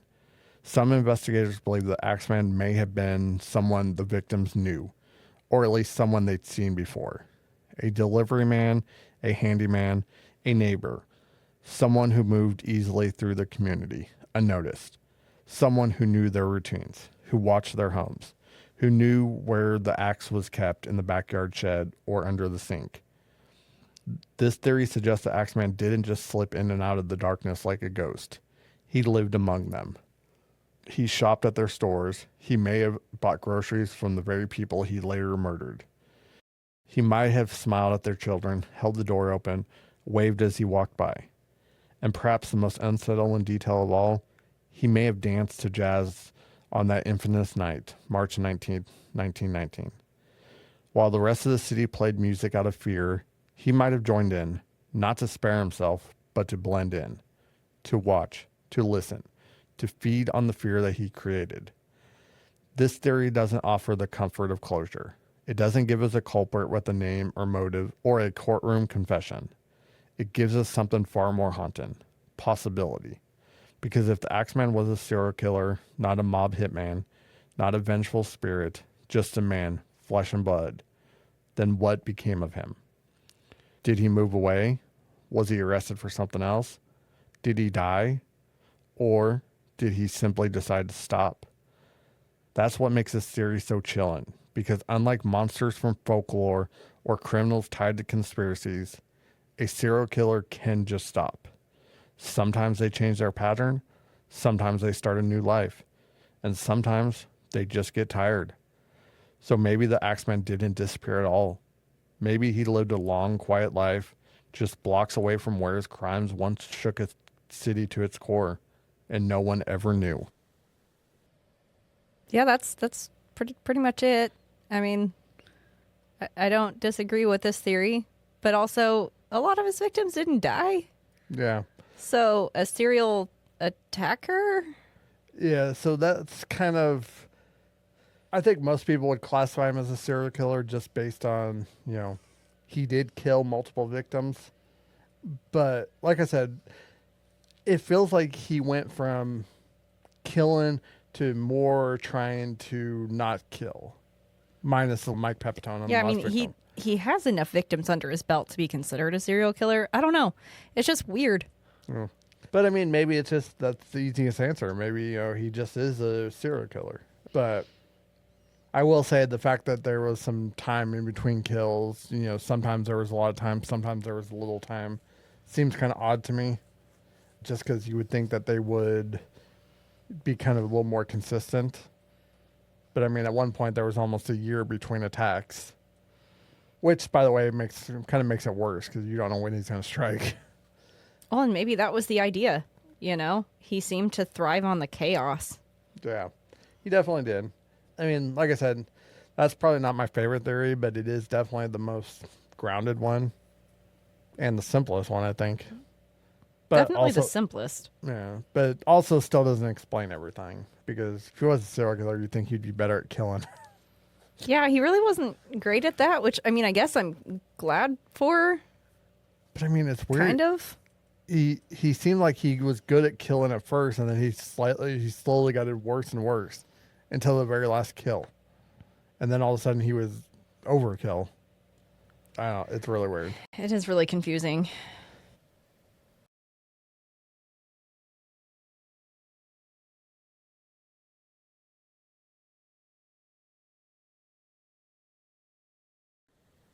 Theory 3. A supernatural entity. Now, let's step into the shadows. We've talked about the Mafia, we've talked about serial killers, but what if the Axeman wasn't a man at all? What if he was something else? This theory, whispered in back rooms, written in letters never mailed, passed down in late night retellings, suggests the Axeman wasn't a killer in the traditional sense, but a supernatural entity. A demon, a specter summoned by fear, feeding off chaos. It sounds wild. It sounds theatrical. It sounds like something from a horror novel. But let's look closer. This theory stems almost entirely from one piece of evidence: the Axeman's infamous letter printed in the Times-Picayune on March 13th, 1919. The letter was addressed to the people of New Orleans, but it didn't read like a threat from a man. It read like a proclamation from something otherworldly. He claimed to be not a human being, but rather a spirit, a demon from the hottest hell, traveling alongside the angel of death. He promised more violence, but also offered a bizarre exception. Play jazz music on the night of March 19th, and your household would be spared. And sure enough, that night, the entire city played jazz, and no one died. Coincidence? Maybe. But context is everything. New Orleans is not like any other city. It has always been a place where the veil between the living and the dead feels thin, where spirits are as much a part of the daily life as the morning fog or the sound of a trumpet echoing down Bourbon Street. The city is steeped in Catholicism, voodoo, Creole folklore, and a long tradition of mystical belief systems all interwoven into its soul. Here, ghosts aren't just stories, they're residents. Curses, blessings, omens, they're part of the language. So when the Axeman wrote about being a demon, not everyone rolled their eyes. Some people believed him, and some still do. The theory goes deeper. The removal of the door panels, always methodical, always the same, has been interpreted by some as a ritualistic act, like an invitation into the home. In many spiritual traditions, evil cannot enter unless allowed. Was this the Axeman's symbolic knock? Then there's the jazz.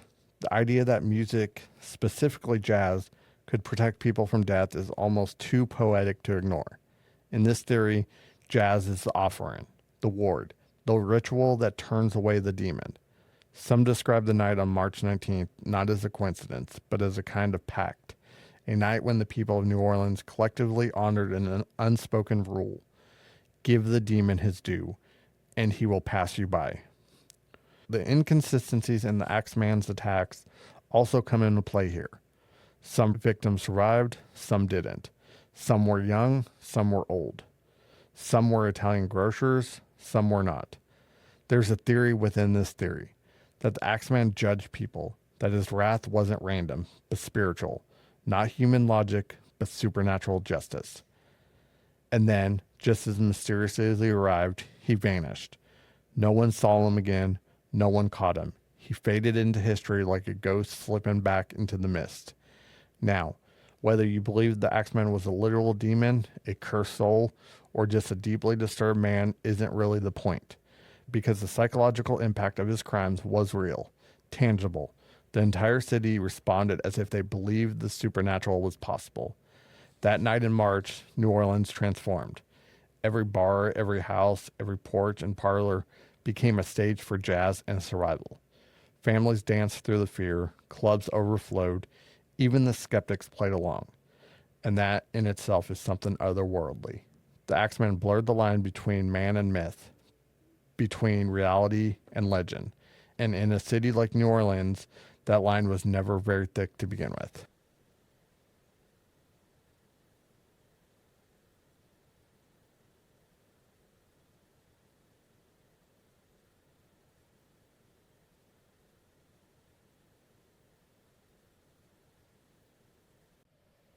Maybe he's a demon. I mean, could be a demon or somebody who just straight up has mental problems. Yeah. I don't know. If he's a demon, I don't see why he needs to remove panels from the doors. He's not very good at killing, honestly. So, I mean, now if his only goal is to torture and to, make people panic, then he's doing a good job. But as far as killing, he's really not doing a good job. No, and it just doesn't make sense for him to not be an actual physical person. Yeah. Honestly, like, you know me, I love the supernatural elements. Honestly, if this guy's supernatural, he's not very good. And he's kind of disappointed, honestly. A little bit. I'm with you on that because it doesn't track. Well, I had to include it, but honestly, I don't want him to be supernatural because it makes it worse, the fact that he really sucks at killing. If all the victims died, maybe I would believe that. Oh, yeah. But no. Like, you have to gain entry physically, and then no. Yeah. Sorry, no. No.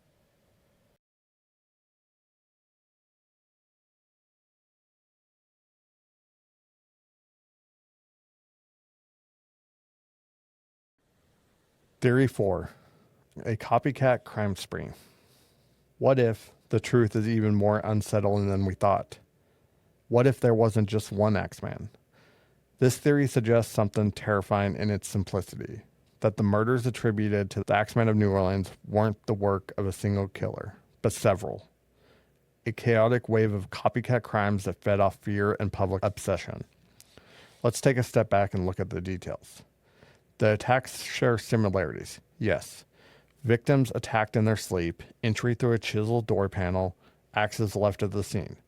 But once you look a little closer, the differences start to stand out. Some victims were murdered with surgical precision, 1 or 2 targeted blows straight to the skull. Others were brutally butchered, the scenes marked by a clumsy overkill as if the attack had lost control or didn't know what they were doing.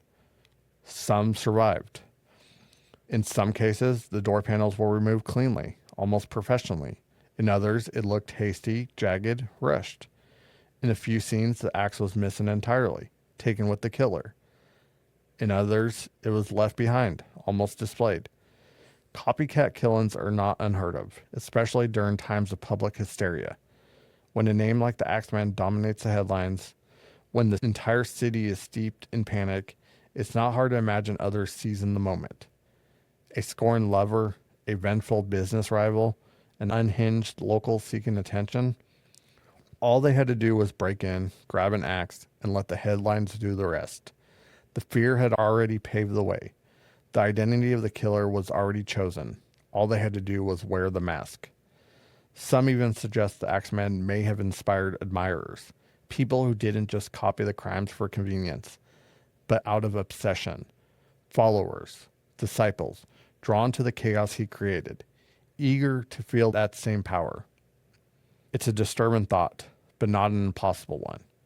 And here's where the story gets even more compelling. The Axeman's letter, the one that threatened to kill everyone for not playing jazz on March 19th, was followed by a night without violence. After that, things changed. The attacks that followed were fewer, less consistent. Some matched the earlier pattern, others didn't. Could that have been the real Axeman's final act? Was he satisfied? Or dead? Or caught for some other crime? Did he step back into the shadows, while others continued in his place? That might explain why the murders stopped so suddenly. Copycats burn out. Hysteria dies down. The legend fades, and without the media frenzy to fuel them, the imitators lose momentum. Eventually, silence. This theory doesn't give us a single villain to chase, no neat ending, no face to pin the fear to. Instead, it gives us a citywide echo. One man's horror story picked up and amplified by others. Multiple killers, one legend. Because sometimes the scariest thing isn't one monster hiding in the dark. It's the realization that anyone could put on the mask. I think that's a lot more likely. Yeah, I do too. Because, for instance, some of the cases, like I said, some of them, he had the same MO. Cut a hole in the panel, climb in, kill him with an axe, and leave. But then you've got, like, Sarah, who he climbed through the window instead. Then you've got the other victim who was possibly killed with the lamp on her bedside. No axe was ever found. But then you got Mike Pepitone. Who was just absolutely raged out on. Yeah. And we'll get more into him in a minute because his is an interesting case. His case is one that I really believe is not related to the Axeman. It doesn't fit. Well, it doesn't fit for many reasons, but we'll get into, like I said, we'll get into more of it here in a minute. But because that's actually my last theory. But I mean, it almost does seem like that some of these cases aren't connected entirely. He mostly attacked couples. Sometimes he attacks single people. But the one time he attacks a baby, it's really the only time he attacks a kid.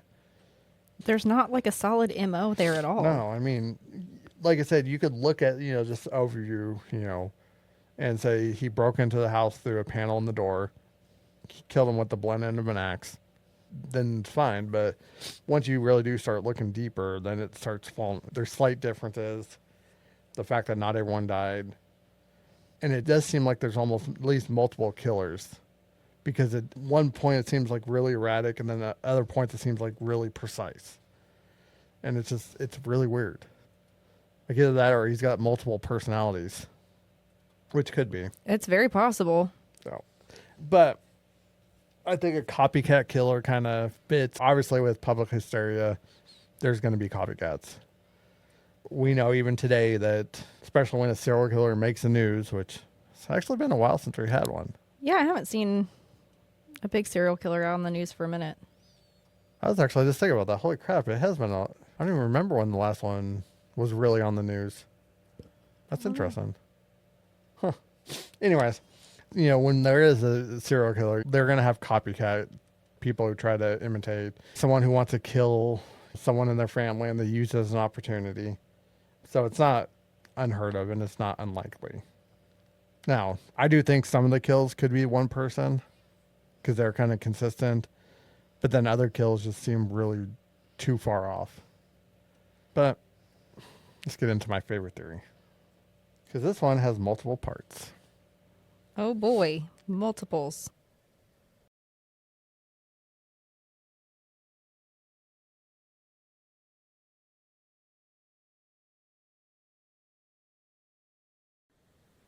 Theory 5, Joseph Mumphrey. This is a bit different in that it names a real person. Sort of. Let me explain. Crime writer Colin Wilson, based on an account by author Robert Tallett, suspected Joseph Mumphrey to be the Axeman. Mumphrey was allegedly shot to death in December 1920 in Los Angeles by the widow of Mike Pepitone. Wilson thought that Miss Pepitone killed her husband's murderer for revenge. But allegedly, Mumphrey approached Miss Pepitone at her house. By this point, she had moved to Los Angeles and remarried. But her second husband disappeared without a trace. He demanded $500 and jewelry. Mumphrey threatened her by saying that if she didn't cooperate, he would, quote, kill her the same way he had killed her husband, unquote. Pepitone shot Mumphrey, who had a pistol in his pocket, at least 11 times, killing him. She was acquitted on grounds of self-defense. Reports stated that Mumphrey was in jail during the Axeman hiatus between August 1918 and March 1919. Others may have reported that he was in jail from 1911 to 1918. True crime writer Michael Newton looked into it and couldn't find any evidence about Joseph Mumphrey or Pepitone's widow. Nowadays, Wilson's theory is considered to be urban legend. This is where it gets muddy. Some sources suggest there may have been a man called Joseph Mumphrey in New Orleans connected to organized crime and accused of committing a bombing in 1907. However, local records for the period are not extensive enough to positively identify the individual. Two of the alleged early victims of the Axeman that we did not cover here, an Italian couple named Sciambra, were shot by an intruder in their home in 1912. The prime suspect was referred to by the name of Mumphrey multiple times. To muddy the waters even more, author J. Robert Nash believed Mumphrey to be a hitman working for the mob who extorted money from Italian grocers. But since not all the Axeman victims were Italian nor grocers, this seems unlikely. Finally, according to scholar Richard Warner, the chief suspect in the crimes was Frank Doc Mumphrey, who used the alias Leon Joseph Mumphrey. 4 different versions of a man by the same name. Which one, if any, is real? Or maybe pieces of all 4 make up the true killer. We may never know. I like this one because I bet if we manage to dig into the history, he probably exists and he probably was the legit killer.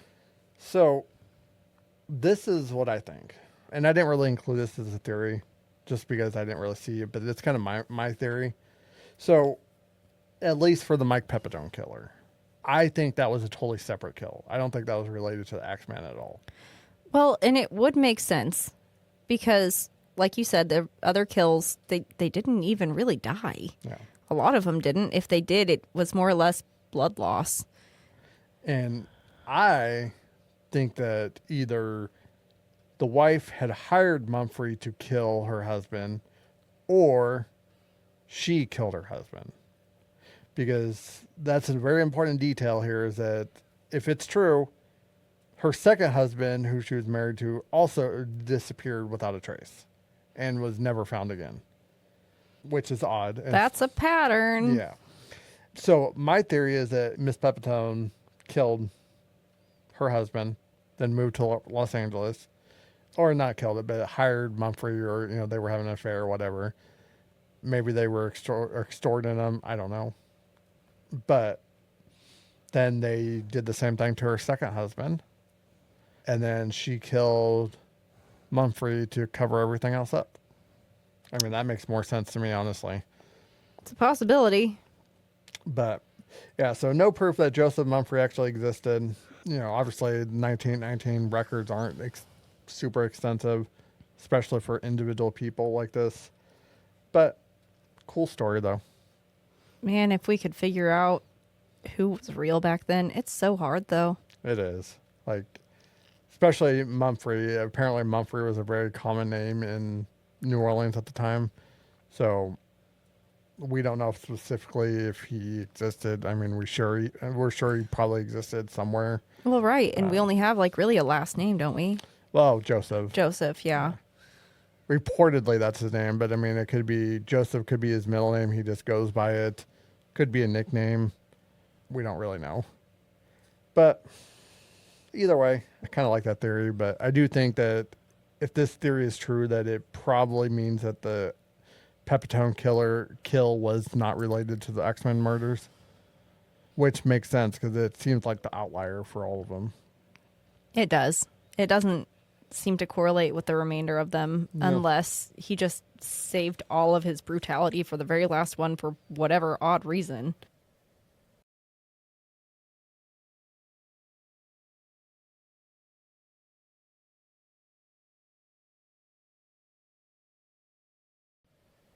So, what did we learn tonight? We talked about the blood-soaked streets of 1918 New Orleans, where a killer broke into homes, used the victim's own axe, and vanished without a trace. We read the Axeman's chillin' letter signed from hell, and we saw how one night of jazz may have saved an entire city. Then we explored the 5 major theories. Was he a Mafia hitman? A classic serial killer hiding in plain sight? A supernatural entity as he claimed in his letter? A series of copycats using fear as their mask? Or was Joseph Mumfre the real Axeman, executed by a grieving widow? Now we want to hear from you. Who do you think the Axeman really was? Drop your theory in the comments below and don't hold back. If you enjoyed this deep dive into one of America's most chillin' unsolved cases, hit that like button, subscribe, and turn on the bell so you never miss another mystery. And remember, if you hear jazz in the night, maybe don't turn it off.